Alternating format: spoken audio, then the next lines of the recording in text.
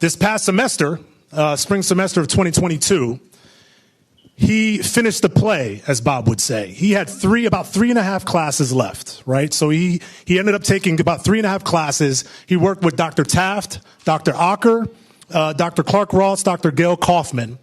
He had one class with Dr. Taft. He had to finish a paper. He had another class with Dr. Ocker from Stanford and Dr. Clark Ross here from Davidson. And he did an independent study on the power of story. And then he had his thesis and research project that he did with Dr. Gail Kaufman in sociology. A lot of late night Zoom calls. I know because I organized them, right? He was doing calls on the road. He was meeting professors when he was in the hotel. He'd finish rehab, sweaty with a towel, doing the work. So we saw him do it after ice baths. Think about this, all on the back end of the NBA season and into the playoffs, and now en route to the Western Conference Finals MVP and fourth NBA championship and an NBA Finals MVP. He graduated.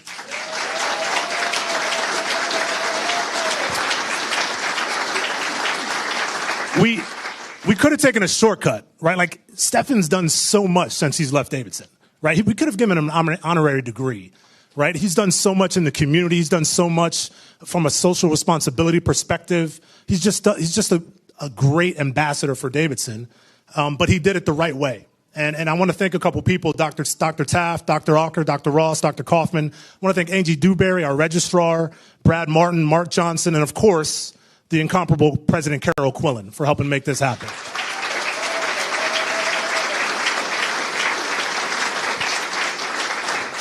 Back in 2019, we changed the qualifications for our Davidson Athletics Hall of Fame. Not because of Stephen or even Mike Malloy, for those of you who know, but because it was a little antiquated. We said that you had to have graduated in order to be inducted into the Hall of Fame. Well, we sort of changed it and looked at what other schools did around the country and said, you know what, maybe you didn't have to graduated. You could just have left the school in good standing, let's say. Stephen definitely left the school in good standing. Mike Malloy left the school in good standing, right?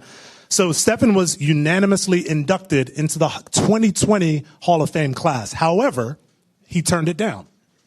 He turned it down. He said, I want to do it the right way. I made a promise to my mother that I'm going to graduate, and I want to do it the right way.